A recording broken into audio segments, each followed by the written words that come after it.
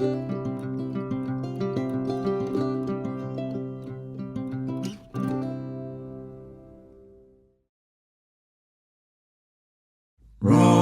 of Ages, cleft for me. Let me hide myself in thee. Let the water and the blood from thy rib inside which flowed be of sin the double cure. Cleanse me from its guilt and power. Everyone, well, we're here for another episode, if you will, of the Dordtrecht5 Podcast. And today I'm going to be talking about my maternal ancestry. And when I get going through this, what I'm going to do is I'm going to build a family tree so that you guys can see my ancestry and how that is made and so on and so forth. It's a very simple family tree, and I think that what it will do is it will just describe and all that different type of stuff of who my maternal family is. And I'm not going to go into a lot of detail, I reckon, but I am going to tell you a few stories about my family, and I'll also show you several different pictures of who these people are as we're going through the building of the family tree. So first, what I want to do is describe myself. My parents are Camilla Reed, that's her maiden name, and Max Christ. I have an older sister. Her name is Tiffany. Tiffany was born in 1966. My mom and dad first met when they were in high school. It was their senior year of high school, and they began dating. And it's my understanding that they met at a function in Garden City, Kansas, where my dad is from. My mom is from Copeland, which is just south of Garden City, south and a little bit east. And my mom had entered a talent show at a thing called Beef Empire Days, and it's held in Garden City, and I don't know if it still goes on, but it was a very popular time where people would meet inside the city park, and there would be a lot of food vendors there, and these food vendors always had beef, and so there was different forms of beef cooked, barbecue beef, hamburgers, steak, everything that had to do with beef. So anyways, because my mother was a very talented vocalist, she sang in it was a singing competition or in the talent show. My dad, I think, met her there. So they decided that they were going to go to college together. They attended Fort Hays State University, and shortly before they got to, after they got to Fort Hays, my mom became pregnant with my sister Tiffany. And it's my understanding that before Tiffany was born, the only right thing to do, of course, is to get married. So my paternal grandfather and my maternal grandfather took the two of them down to Texas, and they got married in Texas. Why Texas? I have absolutely no idea, but that's the way that it happened. After Tiffany was born, my mom and dad moved to the East Coast. On the East Coast, my dad had secured a job at Pimlico Race Course outside of Laurel, Maryland. Pimlico is the racetrack where the Preakness Stakes are held. The Preakness Stakes are the shortest of the three of the Triple Crown series. It's 9.5 furlongs, which equals to 1 3/16 miles. For my dad, it was a very well-paid job. It was a union job. They enjoyed it out there. They lived fairly close to the racetrack, so there wasn't a bunch of traveling back and forth.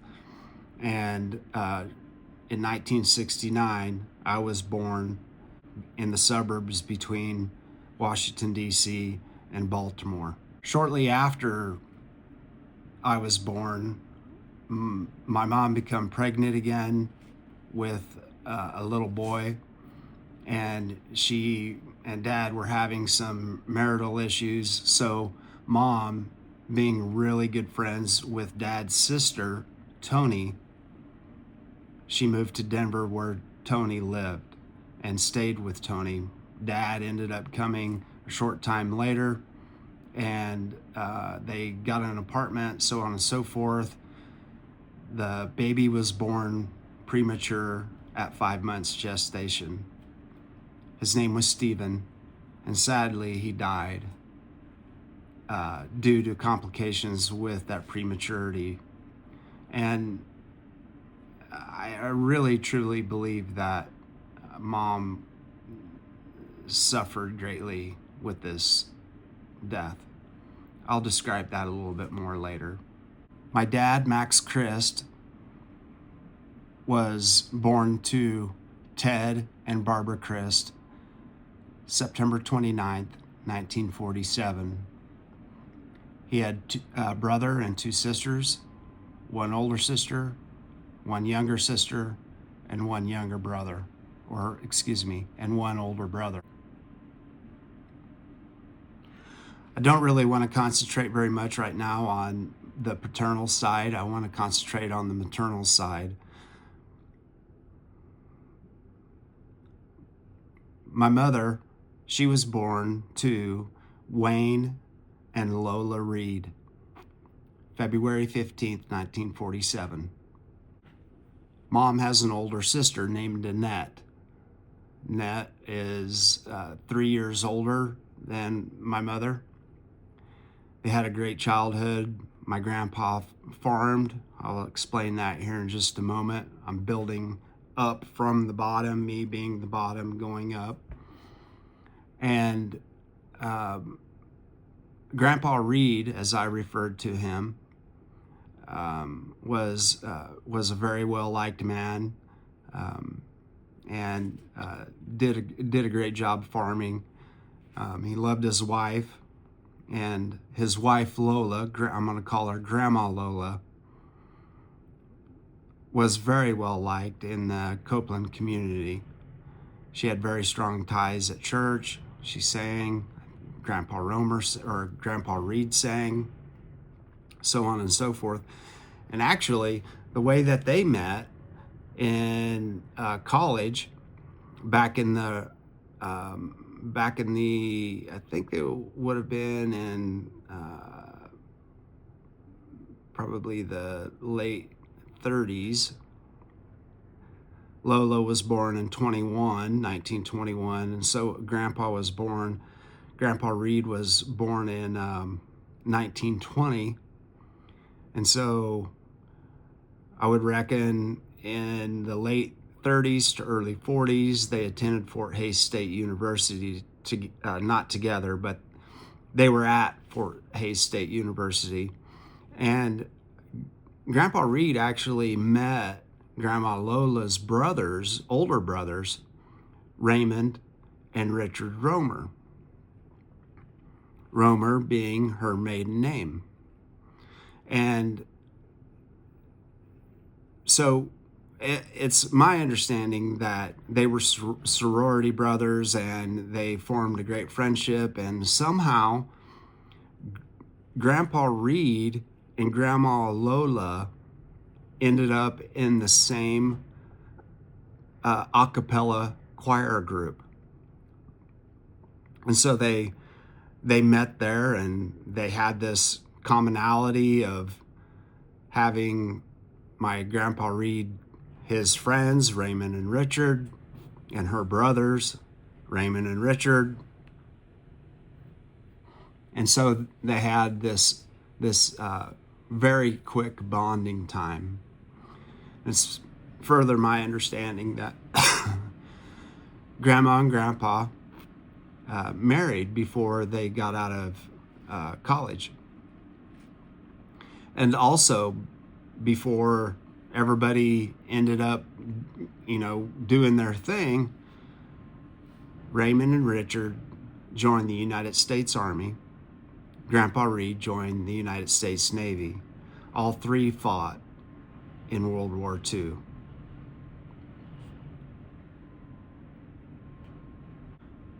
Now we'll move on to my Grandma Lola's family. Grandma Lola was born to Charles William Romer and Jacqueline Strong Romer in 1921, and she had 3 older brothers and I believe 1 older sister. So I mentioned the 2 older brothers and the 1 sister. Her name was Mary. Mary died at a very, very young age, unfortunately. So that left the 3 of the siblings. Now let's take a turn and go over to Grandpa Reed's side. Grandpa Reed was born to Leroy and Alma Feltner, February 5th, 1920. Now you recognize the different last names. There's a reason behind that. The reason is because the Feltners had 4 boys. So Grandpa Reed had 3 other brothers. They were a very, very poor family. And what ended up happening is that the Feltners decided that they were only going to keep 1 boy. That was the oldest boy.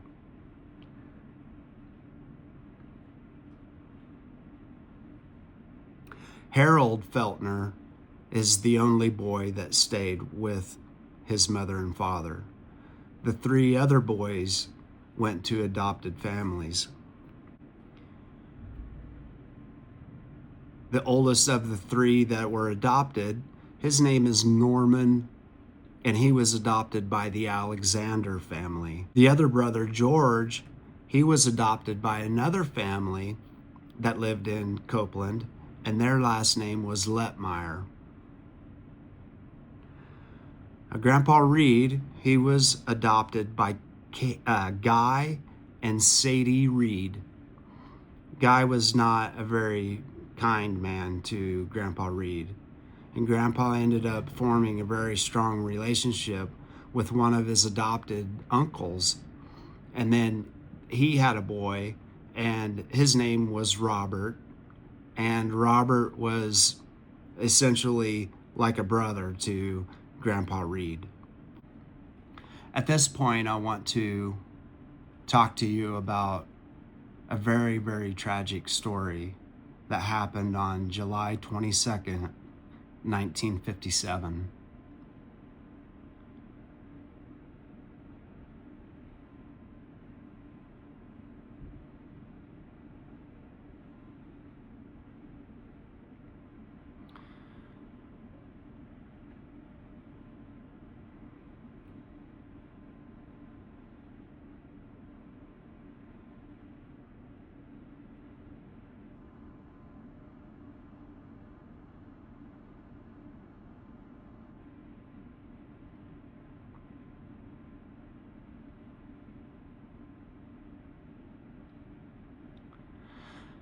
So this tragedy began with an automobile that was carrying my mother, her best friend, Cheryl Whitaker, both of them 10 years old, and my grandma Lola. The three of them were driving down a dirt road on their way to Plains, Kansas from the family farm south of Copeland. Grandma was just taking it easy on this dirt road, which is now a county highway. And unfortunately, a vehicle that was traveling adjacent to them, perpendicular to them, ended up running through a stop sign, and my grandmother ended up T-boning this car, killing her instantly. My mother, riding in the front seat, went through the windshield. As she went through the windshield, she suffered a very deep and long cut on her right leg. I believe it was her right leg. Cheryl stayed in the vehicle. She was in the back seat and was probably protected by the front bench seat. Back in that day, nobody wore seat belts. You know, there were no airbags. There were no crunch zones. There were no this and that of the safety of cars today.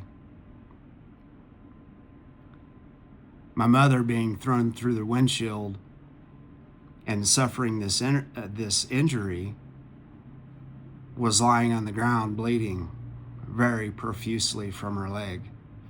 Cheryl gets out of the car and she goes and finds Mom lying there, and I assume it was extremely traumatic. But here's where the providence of God comes into play. Cheryl was born into a family that is a family of nurses. Cheryl's mother was a nurse, and I believe that she probably had sisters that were nurses or something to the effect, maybe Mom that was a nurse. So Cheryl, with this very remedial nursing knowledge, knew that she had to somehow stop the bleeding from my mother's leg. So she fashioned a tourniquet onto my mom's leg and waited until help could arrive.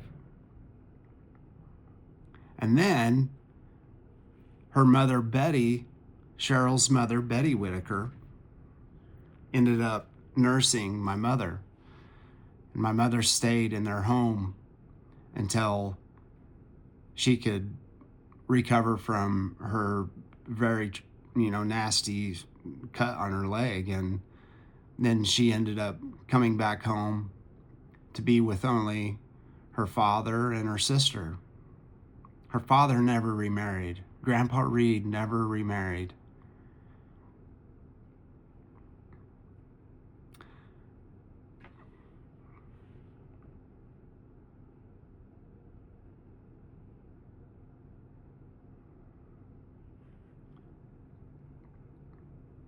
I also want to now describe of another tragedy that struck the Reed family. My grandfather was very mechanically inclined. He loved electronics. He could fix anything at a moment's notice. And this is when his adopted cousin, Bob, or Robert, had called him up. Robert was a farmer as well. They were both dryland wheat farmers down in around Copeland, and Robert was Bob. I call him Bob. Bob was having problems with his combine that was dumping wheat down on the ground, which is something that you do not want happening during wheat harvest. It affects yields. It affects, income. It affects all kinds of different things. And Bob had called up Grandpa Reed to come and help him find and fix this leak where the wheat was coming out of the combine. So Grandpa drives to the farm, 67. Drives to the farm where Bob was and lifts open the hatch door that covered up the speed belts on this combine.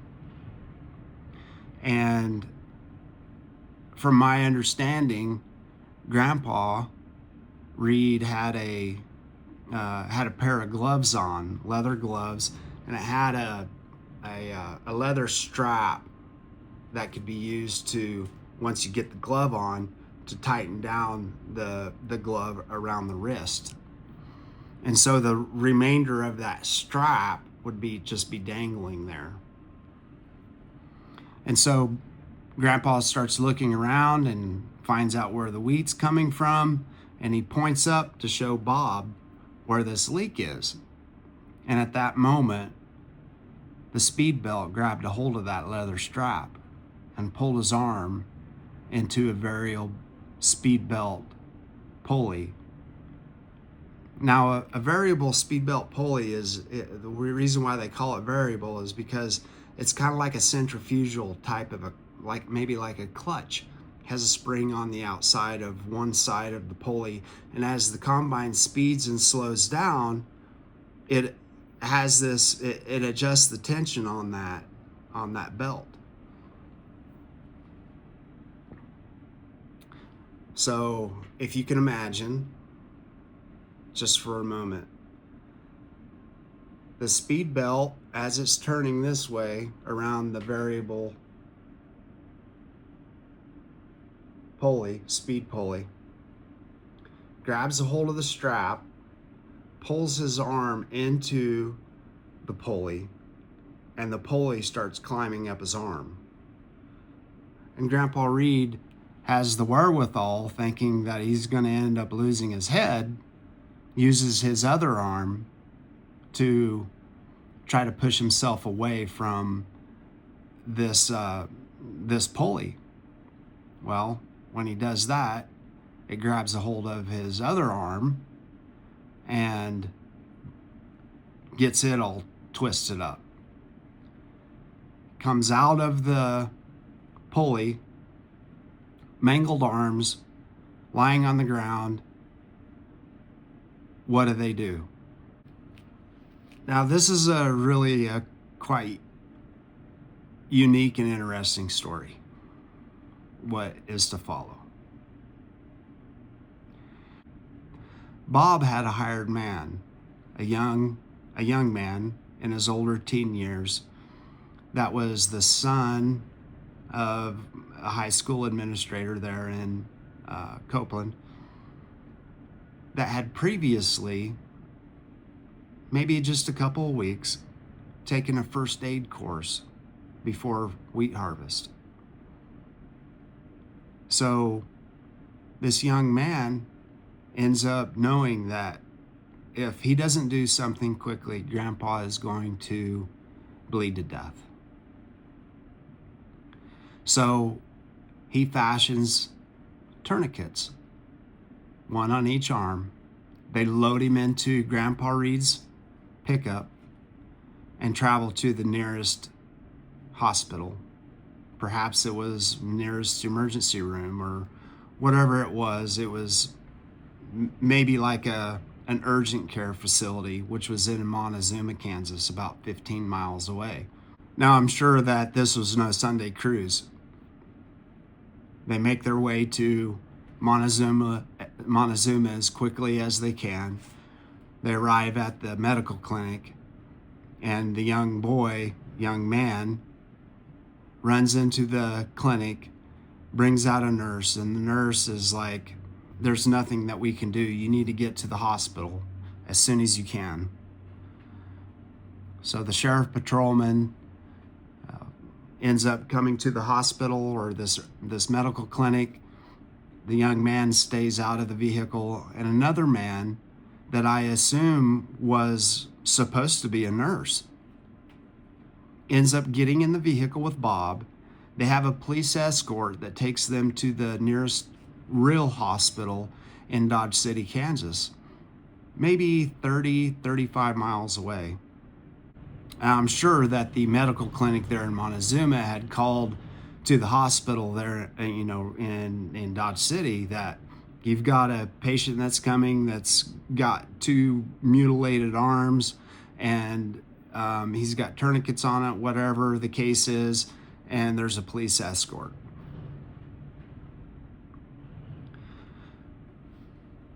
So they pull into the hospital, the emergency room at the hospital, and the staff is waiting there for them, nurses, doctors, whatever the case might be, and they rush to the vehicle and get Grandpa out of the vehicle, rush him into the emergency room, into surgery. The result is a double amputation. However, before that, while they're in all of this confusion of getting Grandpa out of the vehicle and getting him into the hospital, so on and so forth, Bob has gotten out of the driver's seat, and he's looking around for this gentleman that came out to get into the pickup to travel with him to Dodge City, and he can't find him. Can't find him anywhere. Where is this guy? So he's asking nurses, where is the guy? Doctors, where? Nobody knows where the guy is. Why? Well, the nurses said to Bob, there was no other person in the vehicle with you besides Grandpa Reed and yourself. We found Grandpa Reed on the floor. Yeah, I know, Bob says. That's where we put him so that we could take care of him. And that's where, the guy that's with me coming from Montezuma, he's sitting on the passenger side of the pickup. I'm driving. The guy was there. No, there was no other person in the vehicle. So, Grandma Romer, Lola's mother, ends up hearing this story while Grandpa is in the hospital. And Grandma Romer is the person that, I guess you could say, formed the lore of this story. The lore of this story is that Grandma says, after hearing the story, you don't know who that was? That's easy. It was an angel. So somewhere I have a picture of Grandpa Reed holding my infant sister with his regular arms, the arms that God gave him. But then there are so many other pictures that, it showed his arms being prosthetics. So these were pretty interesting prosthetics. I remember Grandpa Reed, I think it was on his left arm. It was the amputation was about maybe 4 or 5 inches from his armpit. So he had just a stub. And then the other side, it was maybe, I want to guess 6 inches. So it was just a little bit longer, noticeably a little bit longer, but it was before the elbow.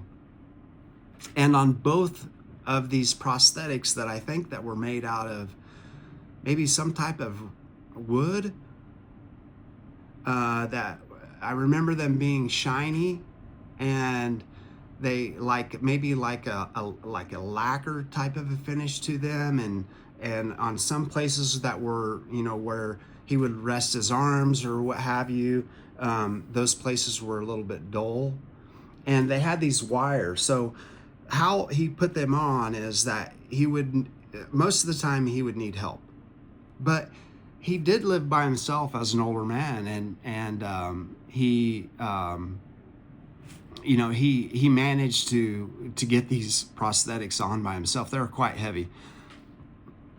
And so anyways, he'd get one stub in and kind of lean over like such.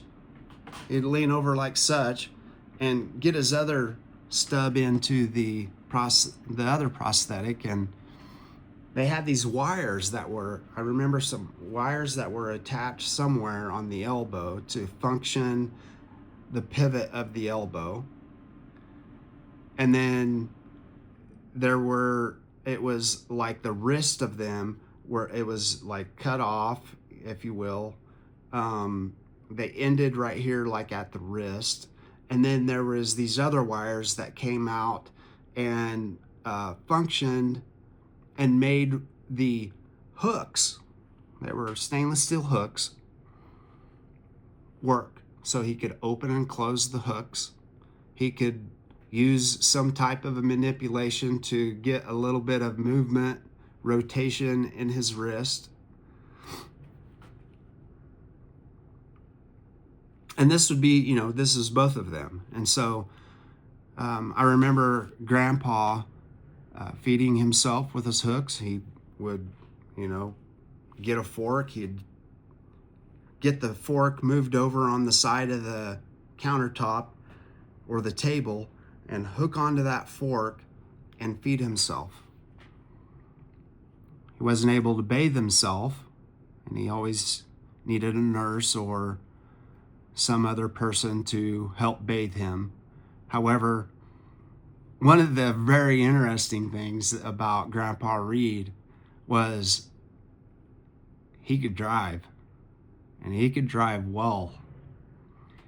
And he had, I don't know if this makes any sense to anybody, but on the old time tractors, they had they were hydraulic steering, and a lot of farmers on the steering wheel would attach a swivel where you could just grab a hold of it with one hand and make quick turns with it either way, instead of doing it like a car, And so Grandpa, being the genius that he was, ended up taking the ball part of the swivel that hooked to the steering wheel, took that out, and then he made his own swivel with an eye bolt. And so he had the eye of the bolt that would hook to the swivel, and then he could either grab a hold of the eye like this, or he could hook his hooks into the eye of the swivel, and he would use that to make his turns. Well, you might be asking, how did he get the car in gear? The way that he got the car in gear was he attached a hose, a stiff rubber hose that would probably be somewhat similar to like a radiator hose, which is hard rubber. It's not hard rubber, it's rubberized, but it has belts on the inside of it to make it stiff. And then use a hose clamp to the gear shifter, and then he'd grab a hold of the gear shift and pull it down into whatever gear that he needed to go. When he was done, push it up into gear with the same hose. And what's kind of unique about Grandpa Reed is that he didn't keep his hand on the steering wheel, didn't keep his hook on the steering wheel. What he did was, when he's cruising along on the highway, he used his knees to drive. And he was not a slow driver. He liked to drive fast. And but those I remember riding with him, and it wasn't a scary thing or anything like that. Just kind of grew up knowing that this is how Grandpa drove, and it is what it is, And so, anyways, that's kind of a fun story to tell, and it kind of brings a little bit of humor into a very traumatic and very just horrible situation that didn't seem to hold much hope. But he did continue farming after that, and he retired as a farmer and ended up dying in 1987, just 4 days prior to my great grandma Romer dying. Grandma Romer was a wonderful woman. I remember Grandma Romer being quiet, laughable. She would often laugh at herself, which is basically the best kind of comedy around. She was very interested in all of the family. She loved talking. She loved hearing what was going on in your life and, all of those wonderful things. She was born in 1899. So in 87, here she is. And I remember right before she died, I had seen her about a year previous, and we sat in a cousin's living room and had wonderful conversation with her. She was a very active woman, and she was a very solid Christian woman, and she was always encouraging me to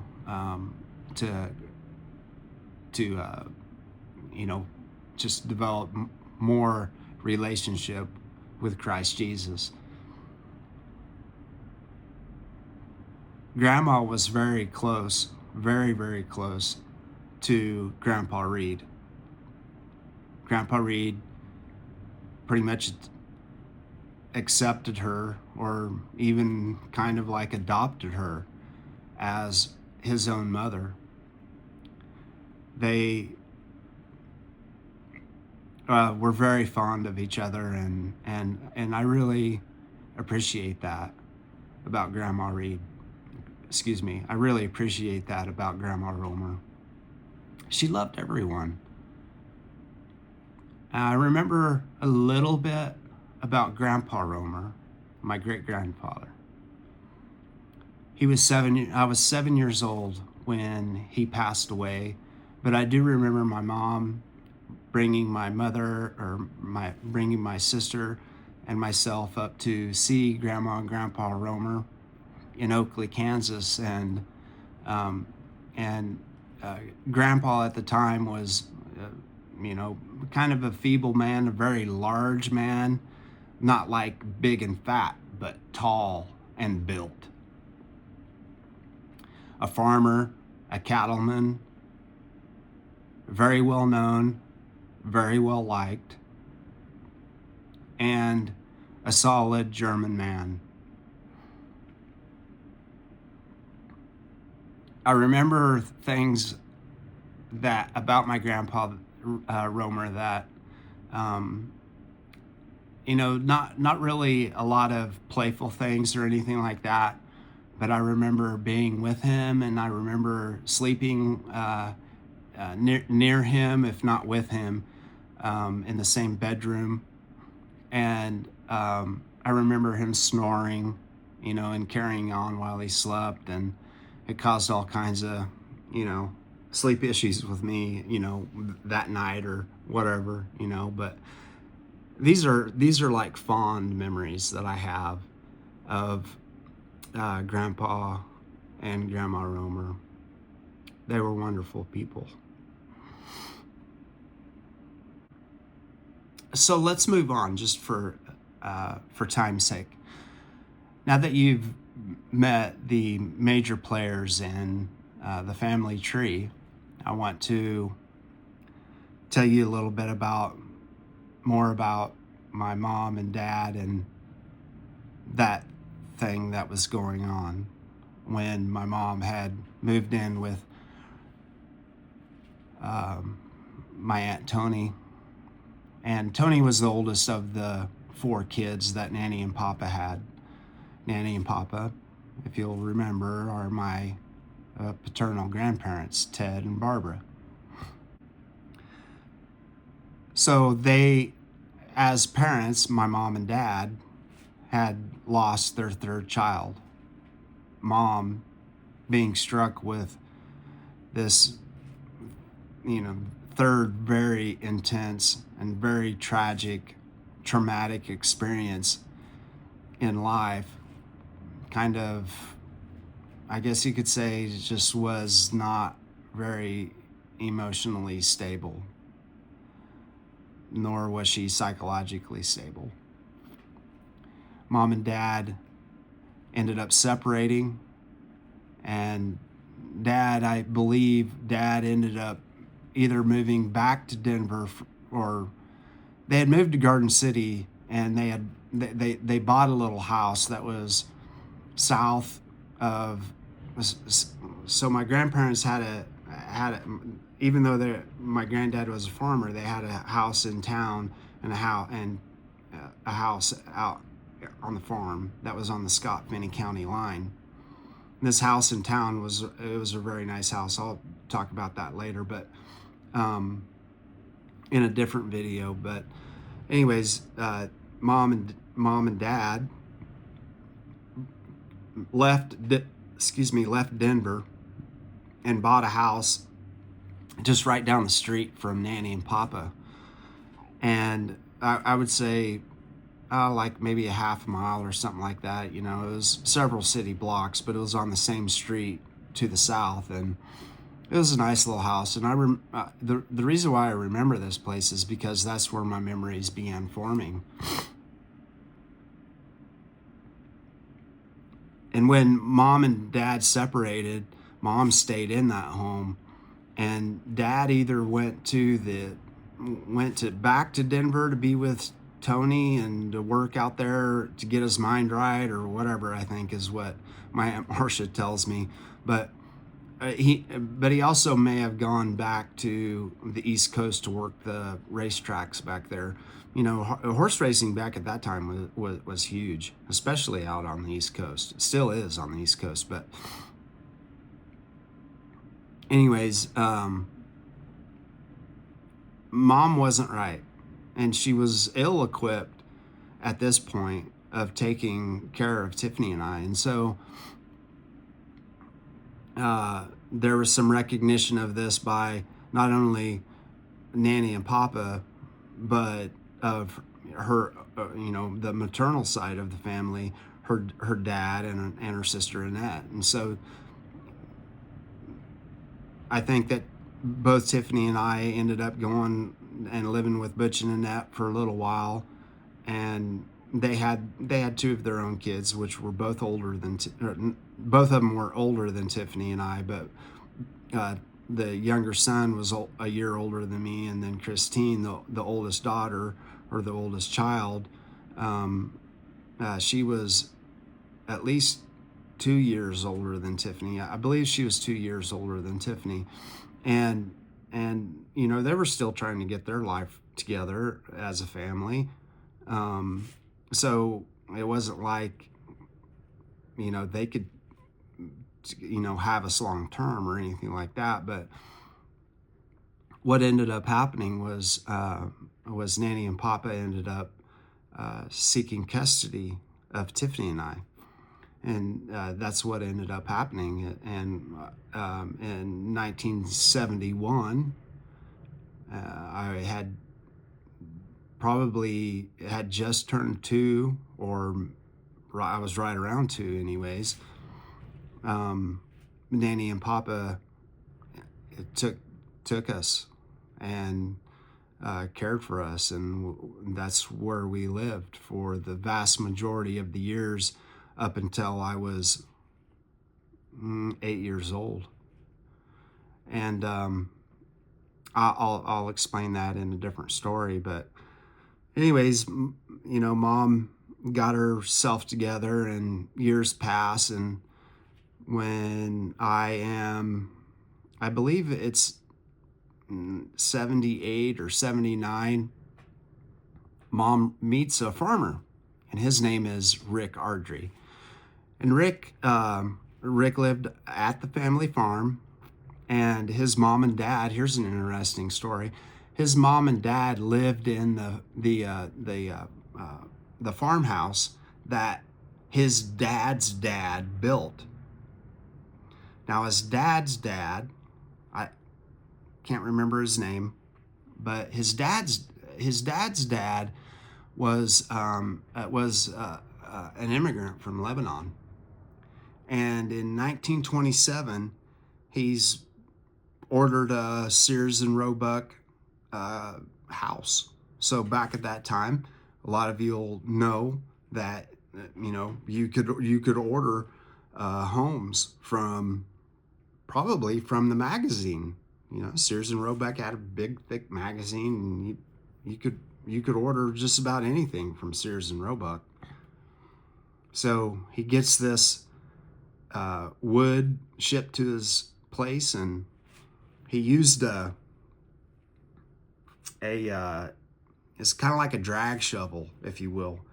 And I'll post a picture here of the drag shovel, and it was mule drawn.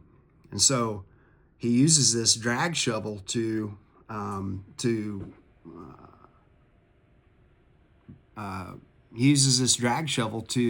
dig the basement.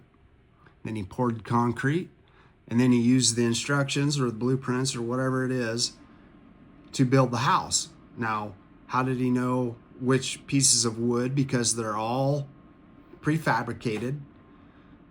Which pieces of wood went where? Well, they were all numbered, and they had this either a stamp or a tag or some sort of a thing that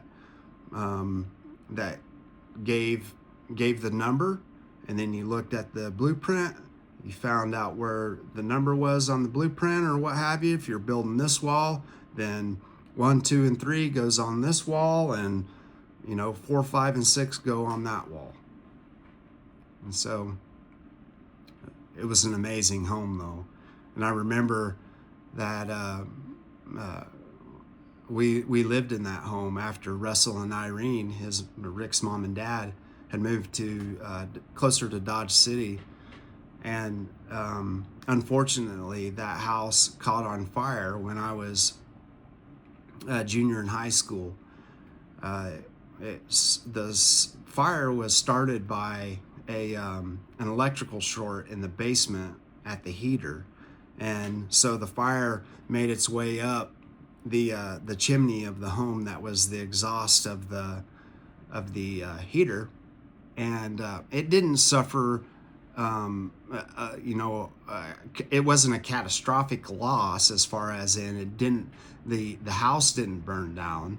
It just the house, the fire was all kind of like contained around the chimney, but went up through the main floor. Then it had a second floor, and then the roof of the home. So it made its way up through 3 different levels, and the major part of the damage for that house was, fortunately speaking, was smoke damage.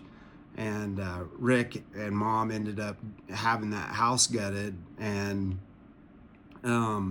it has a different floor plan in it now. And Rick actually lives in that home to this day.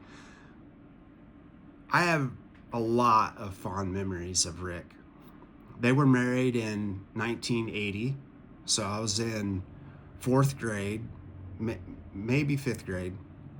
But this is a time that Mom she has such a strong desire to be married and to try to have another child, if not 2, or 3 or whatever. She was still relatively young and, able to care for her children, and that was obvious because Tiffany and I were now spending a lot of time with her, and we were even part of their marriage ceremony. And I remember this time as being like one of the happiest times of my mom's life. She found a great partner in Rick, and it was farm, and she loved farms, and not only that, but Rick was relatively he was several years younger than Mom, but that didn't really matter. Being a young man, he did his best to be a dad figure especially to myself. And he and I would often, we'd do farm work, and he taught me how to operate a tractor when I was young. I was 7 years old, in 7th grade when, I first started running a tractor. And, back in the day, that wasn't old. That wasn't young. A lot of kids had already had 1 or 2 or 3 years experience on me when I started in 7th grade. I remember, checking irrigation with him, and, he taught me mechanical things. He taught me work ethic. And some of these things were difficult for me, to accept coming from him, but needless to say, they lasted. And I truly appreciate that about Rick. There were so many more fond memories of being together than there were any other kind of memories that, somebody might, title them bad memories, or, whatever the case is. But that isn't really what I want to think about. I want to think about the positive things. And, several of the positive things was, like these fond memories are, like he had they as a family, they had a semi truck that was an old Kenworth cab over truck. And we hauled grain to town in this cab over semi. And we would always listen to, it seemed like there was only 1 or maybe 2 8-track. Remember the old 8-tracks? So Ronnie Millsap was played all the time while riding in that truck. And, I remember, so many cool songs by Ronnie Millsap, and being able to, sing them. Mom, that was one of the nice things that Mom, like instilled in me before I even met Rick. And that was music. She was a lovely singer. She had been taught how to play the piano. She probably lost it over the years, but she did have a piano, and she played it every once in a while. But she loved singing. She was a high alto. But one of the things that I really like about Mom is that when she was away from doing any kind of performing vocally, she loved singing in the vehicle, loved singing at home, and whenever she did that, her voice relaxed.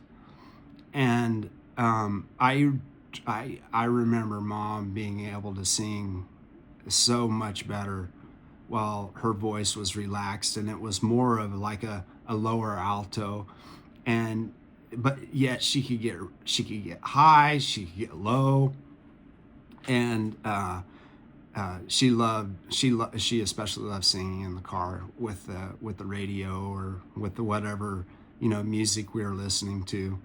And that's a very strong memory that I have of Mom. And but with Rick, he would also, whenever we'd take this grain into town, we'd stop at the Collingwood in Copeland and go inside and grab a Coca-Cola, bottled Coca-Cola in the glass bottles, and we would have or buy also a pack of peanuts. And I don't know if you've ever had Coca-Cola and peanuts, but it's a treat. And the way that you do it is, so you open up the Coca-Cola bottle, you sip a little bit out of it to bring the level down, and then you pour the peanuts into the Coke bottle and let them sit there. And they'd fizzle a little bit because they're salted, but it was so sweet and so savory at the same time. And then the Coca-Cola would kind of soften the peanuts a little bit. And then you'd eat the peanuts after you got done drinking the soda. So anyways, we are here at this, the fire in the house, and it kind of got ugly in the home. We had a foreign exchange student that was from Denmark. His name is Michael. Tiffany was living with Dad, and I had just moved to Copeland to live with Mom and Rick and Michael right after Christmas break, my junior year, 1985. So I had enrolled in school, and just a few weeks after, this fire happened, and Michael and I ended up moving and staying with my Grandpa Reed's cousin Bob, he and his wife and their son. And Michael and I were there for a few months, probably not even a few months, maybe just like a month or even less than a month. But Mom and Rick ended up buying like a double wide modular home and set it on the property that was right next to the farmhouse. And in the meantime, he and some other gentlemen were trying to gut the house had already been gutted, but they were trying to do floor plan configuration, and then installing new windows, doing the walls, interior walls of the home, and so on and so forth. But it ended up that that Rick and Mom divorced after graduation of my senior year, and that was hard. That was a very difficult time for everybody. I don't want to go into all that stuff, but they ended up divorcing, and January of my senior year, I had enlisted in the delayed entry program into the United States Marine Corps. After I graduated high school that summer, I had a motocross accident. It wasn't motocross, but it was like a race, but I was riding a dirt bike that my cousin brought out from California. He was in the Navy, and he was on his 30-day I can't remember what they call it, but it's 30 days away from the military, and he comes back home, brings his dirt bike with him, and I'm out there getting crazy with the dirt bike. I end up hitting a tree and ended up causing some pretty serious injuries to myself, and